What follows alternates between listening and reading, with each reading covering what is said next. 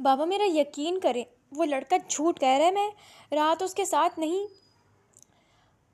وہ تب کر اپنے باپ کے قدموں میں گری تھی جب اس کے باپ نے ایک زوردار تھپڑ مارتے اسے گھر سے باہر دھکا دیا تھا۔ وہ کاویان خانزادہ کے قدموں میں گری تھی جو گاڑی سے پشت ٹکائے سگریٹ کے گہرے کش لیتا اطمینان سے یہ منظر دیکھ رہا تھا۔ دوبارہ اس دہلیز پر قدم رکھا تو جان لے لوں گا۔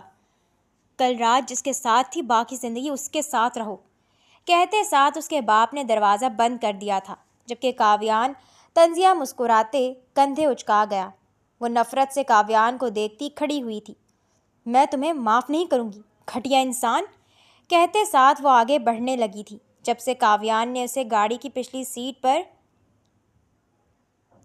You idiot, are you blind, Shahwana نے اسے پیچھے دھکیلتے چیخ کر کہا۔ کئی لوگوں نے مڑ کر اس منظر کو اپنی آنکھوں میں قید کرنا چاہا تھا جہاں ایک امیر زادی کے قیمتی کپڑوں پر کافی چھلک گئی تھی۔ آپ فون استعمال کر رہی تھیں۔ وہ 15 سالہ لڑکی اس کے چیخنے پر منمنائی۔ میں فون استعمال کر رہی تھی اور تم کیا کر رہی تھی؟ زمین پر سکے ڈھونڈ رہی تھی؟ میرا سارا ڈریس سپوائل کر دیا۔ اگر غلطی اس کی ہے تو آپ کی بھی ہے۔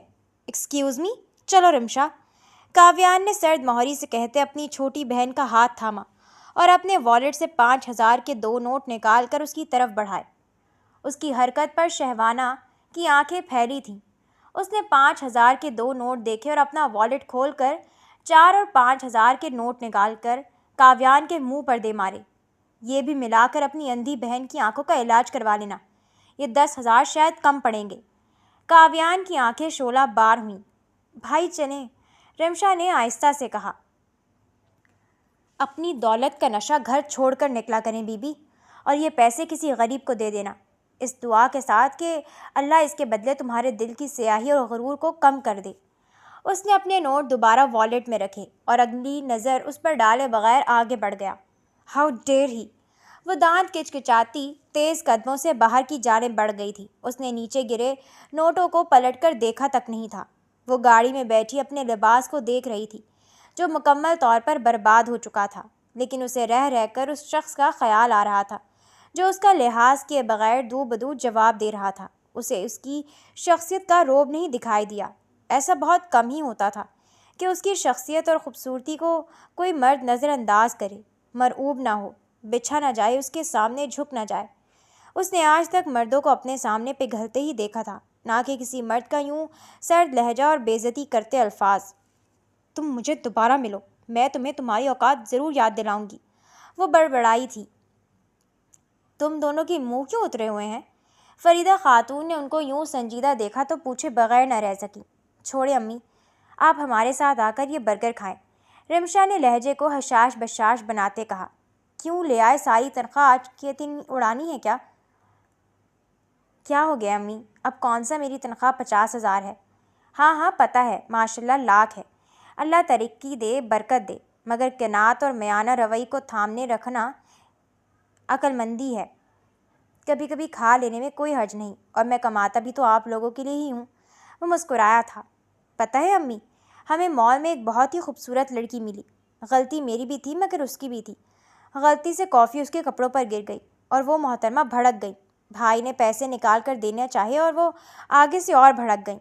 کہتی ہیں میری طرف سے یہ بھی ملا کر اپنی بہن کی آنکھوں کا علاج کروا لو۔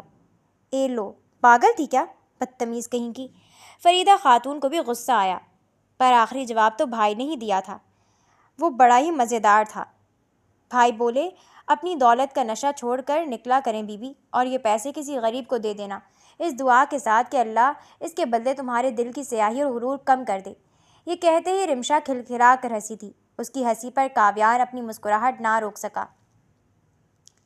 شہوانہ ندیم اپنے موبائل پر ضروری میسج ٹائپ کرتی آفس میں داخل ہوئی تھی۔ وہ کافی عرصے بعد آفس آئی تھی۔ ورکرز اسے نظریں اٹھا کر دیکھتے پھر اپنے کام پر لگ جاتے۔ اپنے ڈیڈ کے آفس کے باہر رکتے اس نے سیکرٹری سے کچھ پوچھا تھا۔ ڈیڈ کیا کر رہے ہیں؟ میم وہ کانفرنس روم میں پریزنٹیشن لے رہے ہیں، اس نے مسکرا کر جواب دیا۔ باہر سے لوگ آئے ہیں یا آفس کے ہی ہیں؟ آفس کے ہی ہیں میم۔ Okay thanks. وہ جواب پا کر وہاں سے کانفرنس روم کی طرف بڑھنے لگی۔ انداز میں لاپرواہی تھی۔ کانفرنس روم کے شیشے کے پار سے ہی اس نے وہاں نگاہ ڈالی تو ایک پل کو ساکت رہ گئی۔ سامنے کھڑے سوٹڈ بوٹڈ دیکھ وہ سلگ اٹھی تھی۔ تبھی وہاں سے ایک آفس ورکر گزرا۔ بات سنو وقار۔ جی میم۔ یہ جو سامنے کھڑا ہے سیگ گرین شرٹ میں، کون ہے؟ یہ سر کاویان ہے۔ یہ ایک ملٹی میڈیا کنسلٹنٹ ہے اور قابل سافٹ ویئر انجینئر۔ باس کے آج کل کافی قریب ہیں۔ اوہ انٹرسٹنگ۔ وہ مسکرائی اور اسے جانے کا اشارہ کرتی اندر داخل ہو گئی۔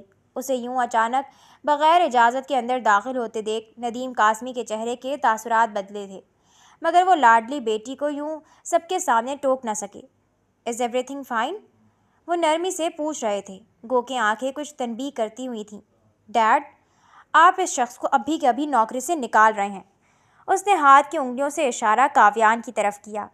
اس کی بات پر کانفرنس روم میں سناٹا چھایا تھا۔ دوسری طرف کاویان کے چہرے پر سنجیدگی چھا گئی۔ تو وہ مغرور لڑکی ان کی بیٹی ہے، دل ہی دل میں سوچا۔ وہ اپنی پریزنٹیشن چھوڑ کر 2 قدم پیچھے ہٹ چکا تھا اور نگاہیں باس پر جمی تھیں۔ کاویان کی ٹیم ممبر کے چہرے سفید پڑے تھے، کچھ کے چہروں پر بیزاری اور غصہ بھی دکھائی دیا، مگر سب اپنے تاثرات چھپانے کی کوشش کر رہے تھے۔ میں کچھ سمجھا نہیں۔ اسے لڑکیوں سے بات کرنے کی تمیز تک نہیں ہے۔ اس نے مال میں مجھے انسلٹ کیا تھا۔ یہ ہماری کمپنی میں کام نہیں کر سکتا۔ کاویان نے اس کے بچکانہ پن پر دل ہی دل میں طنز کیا تھا۔ ریلیکس شہوانہ، ندیم قاسمی نے نرمی سے اسے کہتے آنکھوں ہی آنکھوں میں تنبیہ بھی کر ڈالی تھی۔ Meeting is passed. کاویان آپ یہیں رہیں۔ سب کو جانے کا اشارہ کرتے انہوں نے سنجیدگی سے سب کاویان کو دیکھتے وہاں سے اٹھتے گئے۔ دیکھتے ہی دیکھتے وہ کانفرنس روم خالی ہو گیا۔ بیٹھ جاؤ۔ ندیم قاسمی نے اپنی بیٹی کو بیٹھنے کا اشارہ کیا، جبکہ وہ پہلے ہی بیٹھ چکا تھا اور اب چپتی نگاہوں سے اسے دیکھ رہا تھا۔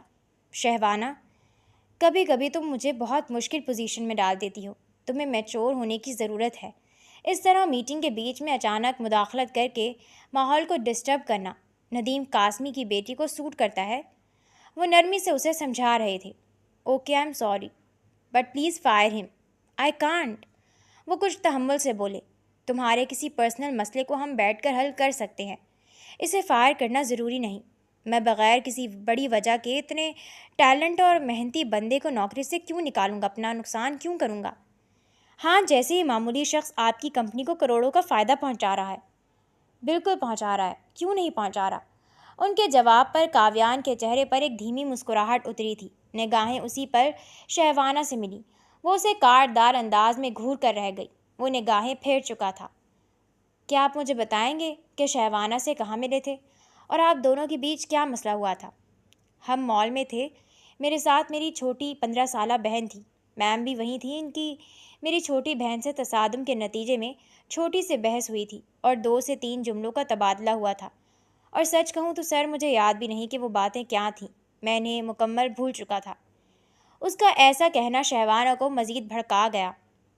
اسے اپنے آتشی حسن پر ناز تھا۔ اسے یقین سا تھا اسے دیکھنے والا کبھی اسے بھول نہیں سکتا، اور وہ اسے یاد نہ ہونے کا دعویٰ کر رہا تھا۔ تم نے مجھے مغرور اور سیاہ دل کہا تھا، وہ چلائی۔ میں بغیر کسی وجہ کے کسی خاتون کے لیے ایسے الفاظ استعمال نہیں کرتا میم۔ آپ نے بدتمیزی کی تھی اور میری چھوٹی بہن سے بھی بہت برا سلوک کیا تھا، وہ سنجیدگی سے کہہ رہا تھا۔ He should apologise dad, don't want to talk about it any more. Nadeem Qasmi اب کے کاویان کو دیکھنے لگے، اور کاویان چہرے پڑھنے کا ماہر تھا۔ اسے محسوس کرنے میں لمحہ بھی نہیں لگا کہ اس سے جھکنے کی توقع کی جا رہی ہے۔ انا کو چنے یا اس ملازمت کو، تلخ کلامی دونوں جانب سے ہوئی تھی، چاہے غلطی کسی کی بھی ہو، اور وہ جانتا تھا سامنے کھڑی لڑکی کا گھمنڈ اتنی جلدی نہیں ٹوٹے گا۔ وہ اس معاملے کو تول نہیں دینا چاہتا تھا۔ وہ شرمندہ نہیں تھا، مگر معافی مانگنے کے لیے تیار تھا۔ جھک جانے کا مطلب چھوٹا ہو جانا نہیں ہوتا۔ اگر آپ کو میری کسی بات کا برا لگا تھا تو میں اس کے لیے معذرت کرتا ہوں، وہ ادب سے کہہ رہا تھا۔ وہ جو اس کی طرف سے کسی اکڑ یا مزید بحث کی توقع کر رہی تھی، معذرت کرنے پر آنکھیں پھیر لی۔ انداز طنزیہ تھا۔ پپٹ اونچا بڑبڑائی تو اس کے باپ نے سنجیدگی سے اسے ٹوک دیا۔ بہیو یور سیلف شہوانہ، اس نے بڑے پن کا مظاہرہ کیا ہے تو اس کا یہ مطلب نہیں تم اور چھوٹی بن جاؤ اپنی بچکانہ حرکتوں سے۔ ڈیڈ کی بات پر شہوانہ کا چہرہ سرخ پڑا۔ اس نے غصے سے باپ کو پھر سامنے کھڑے کاویان کو دیکھا جو جھکتی نظروں سے اسے دیکھ رہا تھا۔ ڈیڈ، آئی ہیٹ یو، اور تم اپنی نظریں نیچے رکھو۔ وہ خفگی سے باپ کو دیکھتے پھر اسے جھڑک کر پیر پٹکتی وہاں سے نکل چکی تھی۔ تمہیں تکلیف اٹھانی پڑی، میں اس کے…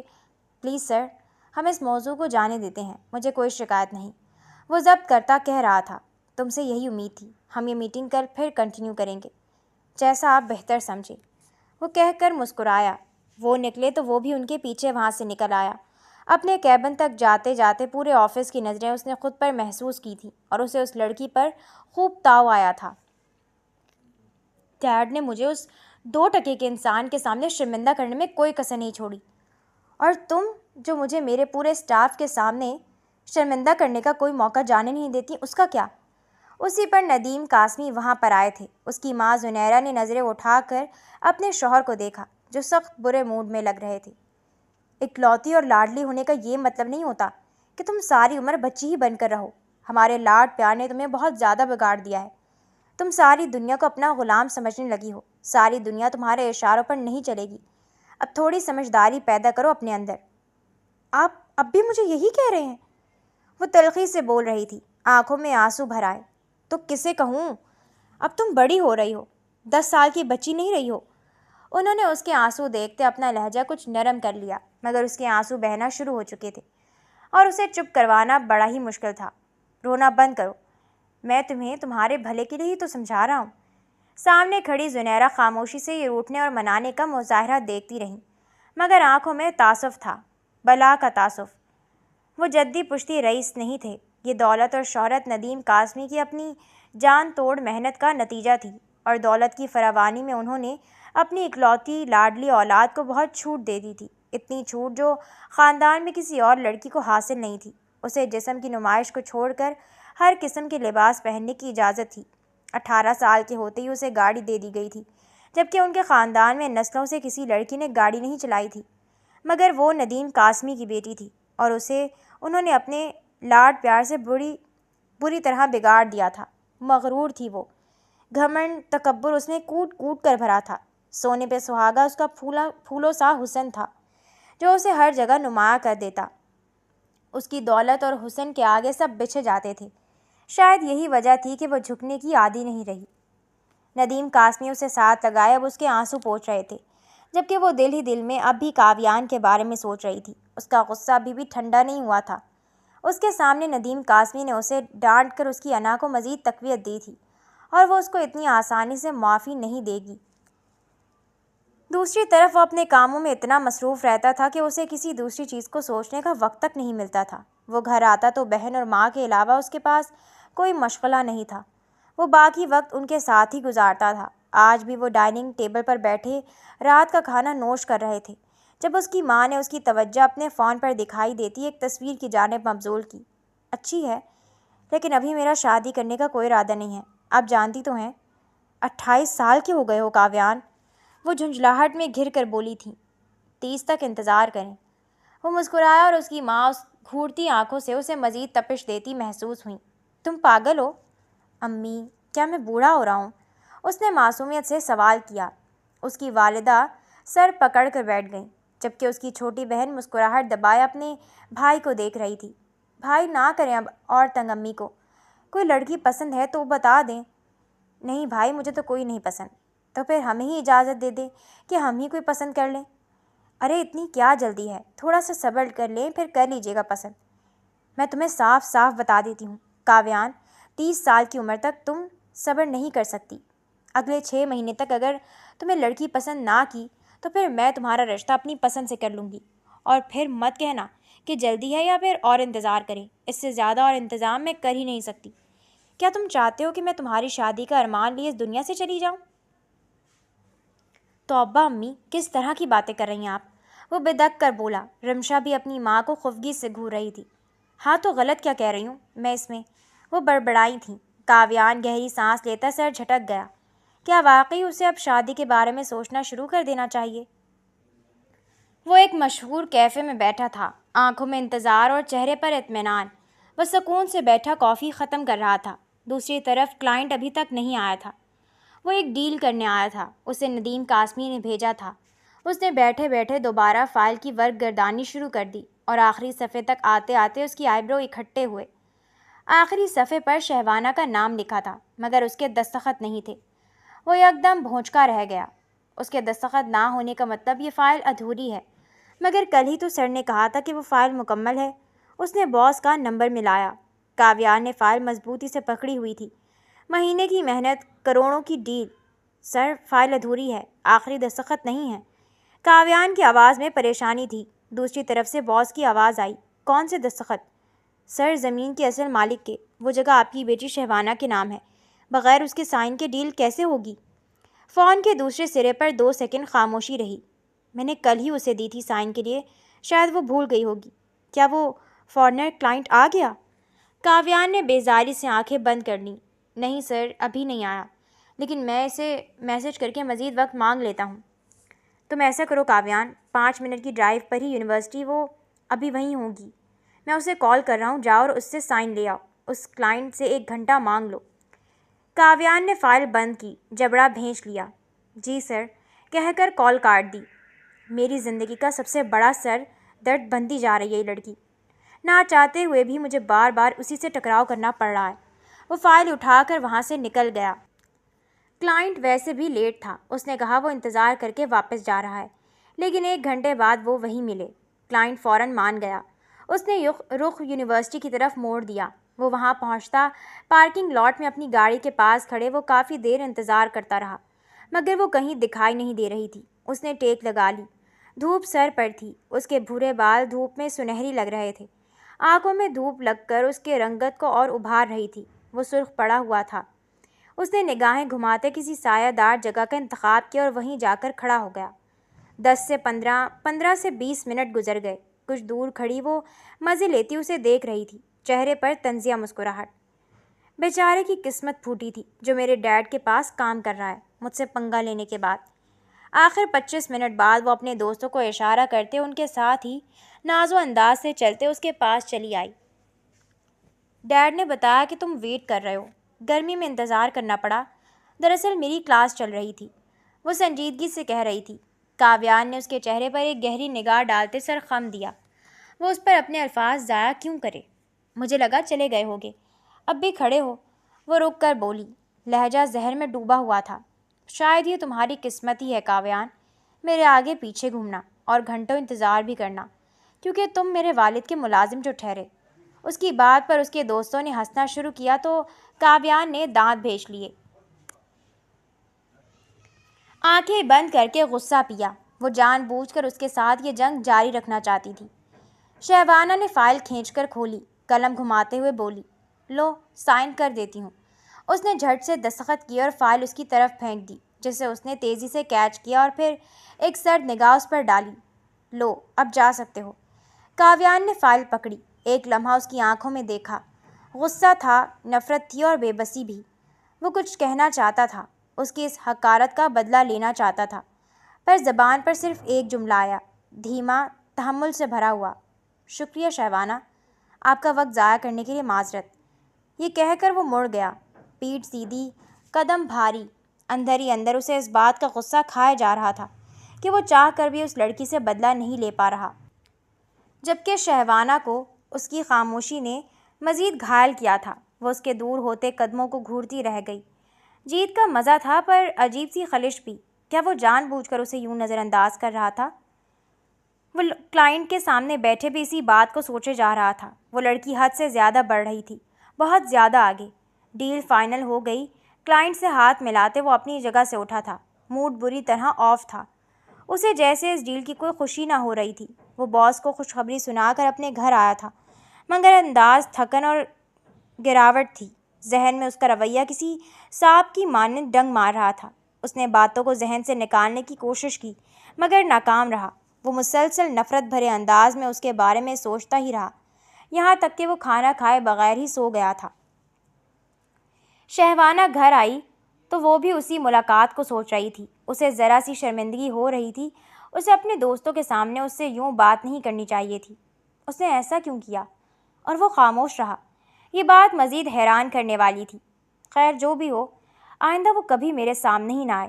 اس نے کاویان کو ذہن سے جھٹکنے کی کوشش کی اور جلد ہی کامیاب بھی ہو گئی۔ اپنی دوستوں سے باتوں میں لگ کر وہ دوپہر کا قصہ بھول گئی تھی، اور اگلی صبح ہی ندیم قاسمی نے اسے اپنے گھر بلا لیا۔ ان کا میسج پڑھتے ہی اس کے چہرے کا رنگ اڑ گیا تھا۔ آخر اس کے ساتھ یہ ہو کیا رہا تھا؟ کیا آج ہی کے دن ان کی طبیعت خراب ہونی تھی؟ آج اس ڈیل کی اہم ڈسکشن تھی، کچھ تبدیلیاں کرنی تھی، اور اس کے لیے آج کا دن اہم تھا۔ وہ چاہ کر بھی انکار نہیں کر سکا اور ایڈریس لے کر ان کے گھر کی طرف روانہ ہو گیا، اس دعا کے ساتھ کہ کاش اس کا ٹکراؤ ان کی بد دماغ بیٹی کے ساتھ نہ ہو۔ لیکن وہ گلاس وال کے پاس کھڑی باہر جھانک رہی تھی جب اس نے سرمئی گاڑی کو اندر آتے دیکھا۔ وہ جانتی تھی کہ یہ گاڑی اس کے والد نہیں، کمپنی کی طرف سے کاویان کو دے رکھی تھی۔ اوہ، تو یہ شخص کو اتنا عزیز ہو گیا کہ اس سے گھر ہی بلا ڈالا۔ وہ بڑبڑائی، ویسے تو ہر ایرے غیرے کو ڈیڈ گھر پر انوائٹ نہیں کرتے، تو اس کا یہ مطلب ہوا کہ یہ پاگل ڈیڈ کی کمپنی کے لیے ایک اہم شخص ہے، لیکن کتنا ہی اہم کیوں نہ ہو، میری برابری کبھی نہیں کر سکتا۔ وہ منہ بنا کر بولی۔ وہ گاڑی سے نکل کر اندر جا چکا تھا۔ اس نے کمرے کی کھڑکی سے جھانکا۔ ڈیڈ اسی وقت اپنی اسٹڈی کی طرف جا رہے تھے۔ وہ وہیں کھڑی رہی۔ کچھ دیر بعد ڈیڈ واپس اپنے کمرے میں جاتے دکھائی دیے۔ آج وہ آفس نہیں گئے تھے کیونکہ ان کی طبیعت خراب تھی۔ اس نے گہری سانس لی اور کچھ سوچتے ہوئے خود بھی کمرے سے نکل گئی۔ اس کے قدم اسٹڈی کی طرف بڑھ رہے تھے۔ وہ مسکراتی ہوئی اندر داخل ہوئی۔ گڈ آفٹرنون، طنزی آواز پر کاویان نے سختی سے لب بھینچے تھے۔ اسٹڈی روم میں کاویان خاموشی سے بیٹھا تھا۔ سامنے لکڑی کی میز پر لیپ ٹاپ اور کھلی ہوئی فائل۔ وہ گہری توجہ سے کچھ کیلکولیشنز چیک کر رہا تھا۔ باس کا حکم تھا کام مکمل کر کے ہی جانا ہے، مگر اس آواز نے اس کا سکون غارت کر دیا تھا۔ تم یہاں کیا کر رہے ہو؟ اس کے جواب نہ دینے پر وہ مزید بولی، لہجہ حیرت اور حقارت کا ملا جلا۔ کاویان نے نظریں لیپ ٹاپ سے ہٹائے بغیر کہا، آپ کے والد نے مجھے ایک ضروری کام کے لیے یہاں بلایا ہے، وہی کام مکمل کرنے کے لیے بیٹھا ہوں۔ شہوانہ نے بازو باندھ لیا اور میز کے دوسری طرف کھڑی ہو گئی۔ اچھا، اور کل یونیورسٹی میں تم نے میری کسی بات کا جواب کیوں نہیں دیا تھا؟ یقیناً اپنی نوکری سے ڈر گئے ہوگے۔ کاویان نے قلم رکھا، آہستہ سے نظریں اٹھائیں۔ اس کی آنکھوں میں کوئی طوفان نہیں تھا، بس ایک عجیب سی سنجیدگی تھی۔ شہوانہ میڈم، اس نے بہت آہستہ، بہت ٹھہر کر کہا، میں تمہارے بچپنے کو انٹرٹین کرنے کے لیے اپنا وقت ضائع نہیں کر سکتا۔ میرا وقت بہت قیمتی ہے۔ میں ایک کامیاب IT انجینئر ہوں، نہ کہ کوئی یونیورسٹی کا فریش اسٹوڈنٹ۔ شہوانہ کا چہرہ سرخ ہو گیا۔ اسے توقع تھی کاویان صفائی دے گا یا بحث کرے گا۔ یہ ٹھنڈا مگر یہ جواب اس کے دل میں آرے کی مانند چبھا۔ اوہ، تو تم ایک کامیاب IT انجینئر ہو اور میری طرح فارغ یونیورسٹی کے اسٹوڈنٹ نہیں۔ اس سے پہلے کہ وہ کچھ کہتی اس نے ہاتھ اٹھا کر اسے خاموش کروایا۔ میری بات ابھی ختم نہیں ہوئی ہے۔ بالکل شہوانہ، میں یونیورسٹی کا کوئی فریشر نہیں ہوں جس کے پاس باپ کی دولت اڑانے کے سوا، دوستوں کے ساتھ مستی مذاق اور دوسروں کی زندگی میں تناؤ پیدا کرنے کے سوا کوئی کام نہ ہو۔ وہ ایک لمحہ رکا، نظریں اس کی آنکھوں میں گاڑ دیں۔ یعنی کہ میں 20 سال کا منجلا نوجوان ہوں، نہ میرے پاس اتنا فضول وقت ہے کہ میں ایسی چھوٹی چھوٹی باتوں پر رد عمل دیتا پھروں۔ شہوانہ کا سانس رک گیا۔ نفرت کا طوفان اس کے اندر اترا۔ وہ تو سمجھی تھی وہ اپنی اوقات میں رہ کر خاموشی سے اس کی باتیں برداشت کر رہا تھا، مگر وہ تو وہی مغرور اور اکڑو شخص تھا جو اسے مال میں ملا تھا۔ اسے عادت تھی لڑکے اس کے آگے لڑکھڑا جاتے تھے، صفائیاں دیتے تھے، پر کاویان کا یہ ٹھنڈا تلخ انداز اس کے غرور پر چوٹ تھی۔ کاویان نے لیپ ٹاپ بند کیا، فائل سے نظریں اٹھا کر اس کی طرف دیکھا۔ اگر آپ کا کوئی اور سوال نہ ہو تو میں اپنا کام مکمل کروں؟ یہ کہہ کر وہ شہوانہ کو وہیں کھڑا لاجواب چھوڑ کر اسٹڈی روم کے کونے والی میز کی طرف جانے لگا۔ وہ تیزی سے اس کے آگے آئی۔ شہوانہ کا چہرہ غصے سے سرخ تھا۔ اس نے کاویان کے قریب آ کر انگلی اٹھائی۔ تمہاری ہمت کیسے ہوئی مجھے یہ سب کہنے کی؟ تم انڈائریکٹ مجھ پر طعنہ کر رہے ہو کہ میں اپنے باپ کے پیسے پر عیاشی کرتی ہوں اور دوسروں کو تنگ کرتی ہوں۔ کاویان نے نظریں لیپ ٹاپ سے ہٹائیں، ایک لمحہ اسے دیکھا، پھر بہت سکون سے بولا، ہاں میں یہی کہہ رہا ہوں۔ اور بھولو مت کاویان، اس جنگ کی شروعات تم نے کی تھی۔ وہ اس پر غرائی۔ وہ ہنس دیا۔ وہ ایک لمحے کو شوق رہ گئی۔ اس کے دونوں گالوں پر گہرے ڈمپل تھے۔ بے انتہا نفرت کے باوجود سامنے کھڑے شخص کی پرکشش ہنسی کا اثر وہ دل سے مٹا نہ سکی۔ جنگ؟ معاف کیجیے گا میڈم، یہ کیسی جنگ ہے جس کا کوئی مقصد ہی نہیں ہے؟ کاویان کرسی پر بیٹھتے ہوئے بولا، میں کسی جنگ کو کیوں شروع کروں گا؟ میرے پاس اتنا وقت ہی نہیں ہے کہ میں کوئی جنگ جاری رکھ سکوں۔ شہوانہ ایک قدم آگے بڑھی۔ تو پھر یہ سب کیا ہے؟ یہ کوئی جنگ نہیں ہے۔ کاویان نے سر اٹھا کر اسے دیکھا، آواز دھیمی پر وزن دار۔ یہ صرف آپ کی انا کا مسئلہ ہے جسے آپ ختم نہیں کرنا چاہتی۔ اگر ختم کر دیں گی تو یہ بات یہیں ختم ہو جائے گی۔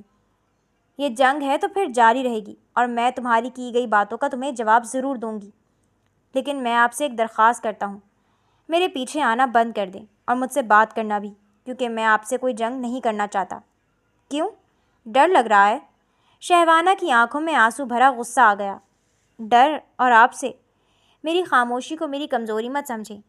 کاویان نے آخری تیر چلایا۔ میں آپ کی عزت آپ کے والد کی وجہ سے کرتا ہوں، ورنہ کیا؟ وہ میز پر جھکتے اس کی آنکھوں میں آنکھیں ڈالے پوچھ رہی تھی۔ کاویان لمحے بھر کو اس کی دیدہ دلیری پر حیران رہ گیا۔ وہ اس کی سانس کی دوری پر اپنا چہرہ ٹکائے کھڑی تھی۔ کاویان ایک پل کو اس کی آنکھوں میں دیکھتا رہا، پھر اس نے ایک لمحے کو آنکھیں بند کیں۔ جب کھولیں تو لہجہ پہلے سے بھاری تھا۔ کروں گا تو کچھ نہیں، اس نے آہستہ سے کہا، لیکن یہ مت بھولیں انا صرف آپ کی نہیں ہے، میری بھی ہے، اور میں ایک مرد ہوں شہوانہ۔ میرا غصہ شاید آپ سے کہیں زیادہ بڑھ کر ہو، میری نفرت شاید آپ کے سہنے کے بس کی بات ہی نہ ہو۔ شہوانہ کا سانس رک گیا۔ کاویان نے نظریں اس کی آنکھوں میں گاڑ دیں۔ اور ضروری نہیں کہ میں ہر وقت آپ کے والد کا لحاظ کروں گا۔ آپ کیا یہ سمجھ رہی ہیں کہ میں اگر آپ کے والد کے پاس جاب کرتا ہوں تو کیا میں آپ کا بھی غلام بن جاؤں گا، یا میں آپ کا ملازم ہوں جس کے ساتھ آپ جو چاہیں گی کریں گی؟ جی نہیں، آپ اس غلط فہمی سے نکل آئیں کہ میں آپ کے والد کے پاس کام کرتا ہوں تو آپ سے ادب سے رہوں گا یا آپ سے دب کر رہوں گا۔ بالکل بھی نہیں۔ ایک لمحہ خاموشی رہی، پھر بہت دھیمے پر چٹان کی طرح وزنی لہجے میں بولا، میری عزت نفس ہے جسے محفوظ رکھنا مجھے اچھے سے آتا ہے۔ دیکھتے ہیں، وہ جی کڑا کر کہتی پیچھے ہوئی تھی۔ اس کا دل اس کی باتوں کے وزن تلے دبا ہوا تھا اور ذہن اس کے لہجے کی چبھن میں۔ وہ نفرت بھری نگاہوں سے اسے گھورتی وہاں سے جانے لگی۔ کاویان کئی پل اس گیٹ کو گھورتا رہا جہاں سے نکل کر وہ باہر گئی تھی۔ اسی شام کو وہ اپنے موم ڈیڈ کے ساتھ ڈائننگ ٹیبل پر بیٹھی تھی۔ وہ جا چکا تھا۔ اس کے ڈیڈ نے اسے کھانے پر رکنے کی پیشکش بھی کی تھی، مگر وہ معذرت کرتا وہاں سے چلا گیا تھا۔ ڈیڈ، آپ کو نہیں لگتا آپ اپنے ملازموں کو حد سے زیادہ بگاڑ دیتے ہیں؟ کیا مطلب ہے تمہارا؟ مطلب یہی ہے کہ کل آپ نے اسے میری یونیورسٹی بھیج دیا اور آج وہ ہمارے گھر پر موجود تھا۔ آپ کی غیر موجودگی میں پوری اسٹڈی میں گھومتا رہا۔ تم وہاں کیا کرنے گئی تھی؟ اس کی ماں نے اسے دیکھ کر پوچھا۔ میں یونیورسٹی کی اسائنمنٹ کے لیے ایک بک ڈھونڈنے گئی تھی، اور وہ تو ایسا برتاؤ کر رہا تھا جیسے یہ گھر اسی کی ملکیت ہو۔ 2 کے لوگوں کو جب سر چڑھائیں تو وہ ایسے ہی رویہ اختیار کرتے ہیں۔ وہ ایسا لڑکا نہیں ہے شہوانہ، اور مجھے لگتا ہے تم نے بے وجہ اسے دشمنی پال رکھی ہے۔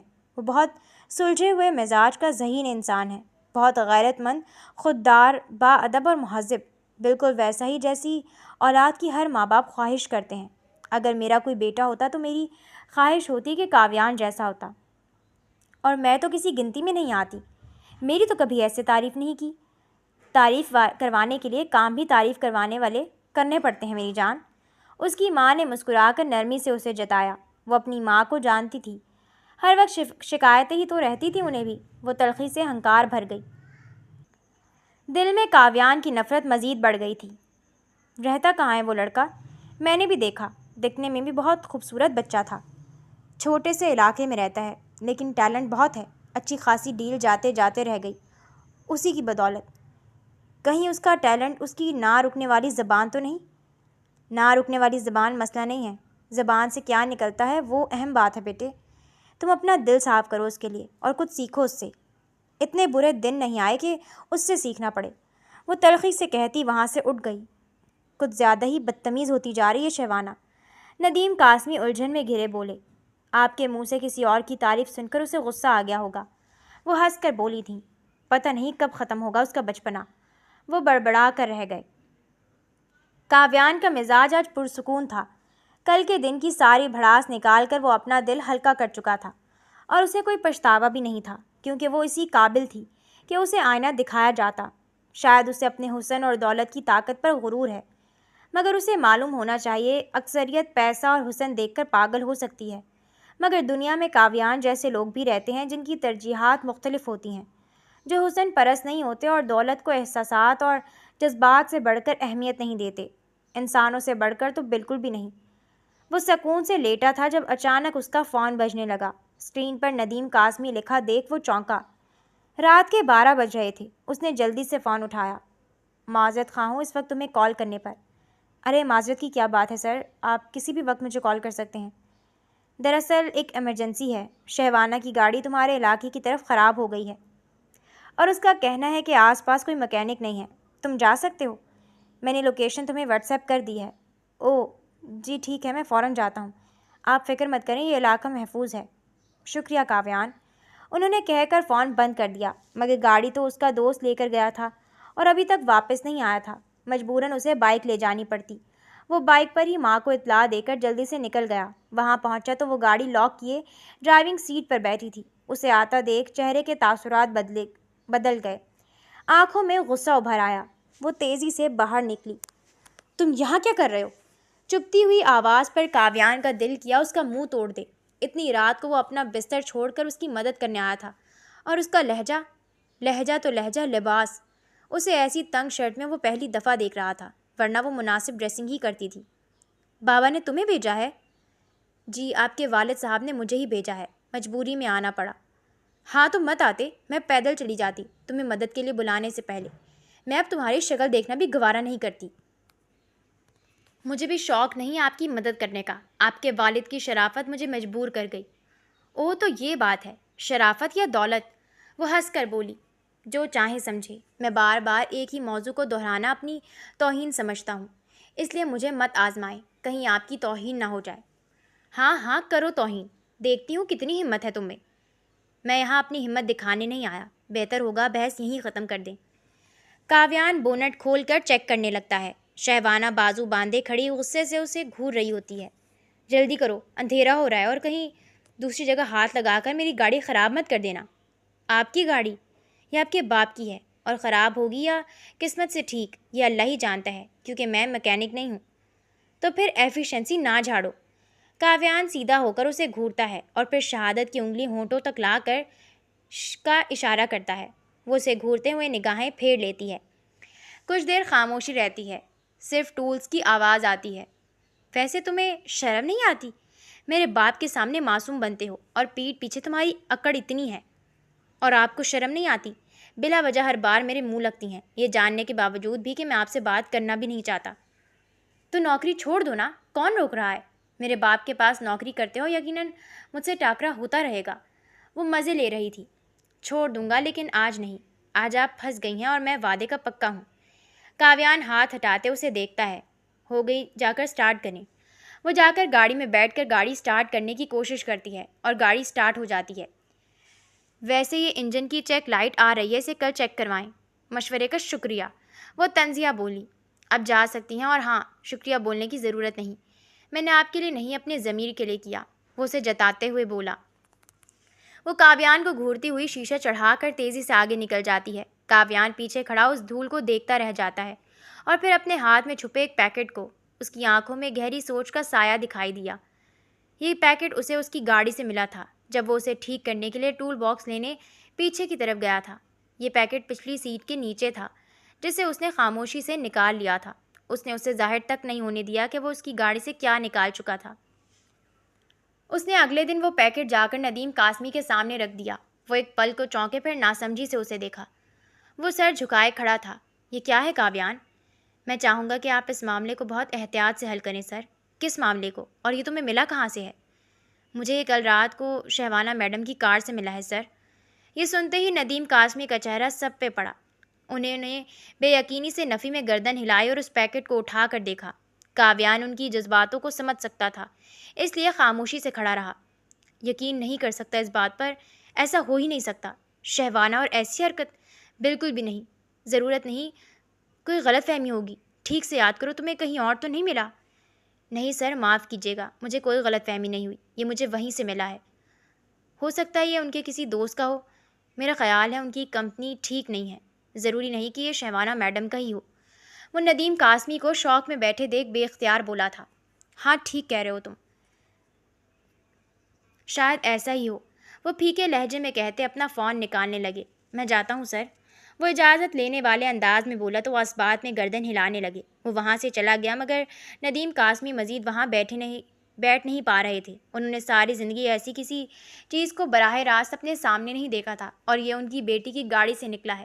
یہ سوچتے ہی ان کا دماغ درد سے پھٹ رہا تھا۔ وہ مزید وہاں نہ بیٹھ سکے تھے، تیزی سے اٹھ کر باہر کی طرف بڑھنے لگے۔ وہ جلد از جلد گھر پہنچنا چاہتے تھے۔ شام کے 5 بج چکے تھے۔ ڈرائنگ روم میں صرف دیوار گھڑی کی ٹک ٹک سنائی دے رہی تھی جب وہ وہاں آئی اور سوالیہ انداز میں ڈیڈ کو دیکھا۔ جی ڈیڈ، آپ نے اتنی جلدی میں؟ ندیم قاسمی نے ہاتھ میں ایک چھوٹا سا پیکٹ تھام رکھا تھا۔ ان کا چہرہ غصے سے سرخ تھا، آنکھوں میں شک اور صدمے کی ملی جلی کیفیت۔ انہوں نے پیکٹ میز پر دے مارا۔ یہ کیا ہے شیوانہ؟ تمہاری گاڑی سے ملا ہے، نشہ آور چیز ہے یہ، تمہاری گاڑی میں یہ کیسے آیا؟ وہ سنجیدگی سے پوچھ رہے تھے۔ شیوانہ کا دل ایک دم بیٹھ گیا۔ وہ ایک قدم پیچھے ہٹی جیسے اس پیکٹ سے آگ نکل رہی ہو۔ ڈیڈ، قسم سے مجھے نہیں پتا یہ کہاں سے آیا، میں نے آج تک اس چیز کو ہاتھ بھی نہیں لگایا۔ وہ خود بھی شاک تھی۔ ندیم قاسمی کی پیشانی پر بل پڑ گئے۔ وہ کرسی سے اٹھ کر اس کے سامنے آ کھڑے ہوئے۔ نہیں پتا؟ تمہاری گاڑی ہے، تمہارے علاوہ اور کون تھا کل اس میں؟ سچ بتاؤ۔ شیوانہ نے نظریں جھکا لیں، ہونٹ کانپ رہے تھے۔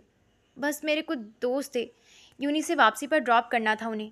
شیوانہ خود بھی پر یقین نہیں تھی کہ کل رات ہی اس کی گاڑی میں کیسے آیا۔ یہ سنتے ہی والد صاحب کا غصہ 7ویں آسمان پر پہنچ گیا۔ انہوں نے میز پر ہاتھ مارا۔ بس آج کے بعد تم ان دوستوں سے نہیں ملو گی، سمجھ گئی؟ شیوانہ نے فوراً سر اٹھایا، آنکھوں میں معصومیت تھی، ضد بھی۔ ڈیڈ، یہ تو اتنی بڑی وجہ نہیں ہے جس کی وجہ سے آپ مجھے ملنے سے روک رہے ہیں۔ وہ میرے صرف کلاس فیلوز ہیں اور یقیناً ان میں سے کسی نے غلطی۔ بس، یہ کہہ کر وہ ایک لمحے کے لیے خاموش ہو گئے، پھر ان کی آواز دھیمی مگر کانپتی ہوئی نکلی۔ نشہ آور چیز استعمال کرنے والے دوست تمہارے لیے بڑی بات کیسے نہیں؟ یہ تمہارے مستقبل کا سوال ہے۔ اگر تم ایسے بگڑے ہوئے لوگوں کے ساتھ دوستی رکھو گی تو تمہارا اپنا مستقبل بھی خراب ہو جائے گا۔ میں تمہارا باپ ہوں، دشمن نہیں۔ آج کے بعد تمہیں یونیورسٹی سے ڈرائیور خود لے کر آئے گا، اور اب میں تمہیں کسی دوست کے ساتھ نہ دیکھوں۔ کمرے میں سناٹا چھا گیا۔ شیوانہ کی آنکھوں سے پہلا آنسو ٹپک کر فرش پر گرا۔ شیوانہ نے آہستہ سے نظریں اٹھائیں۔ ندیم قاسمی کے غصے سے زیادہ اس وقت اس کے دل میں ایک اور آگ بھڑک رہی تھی۔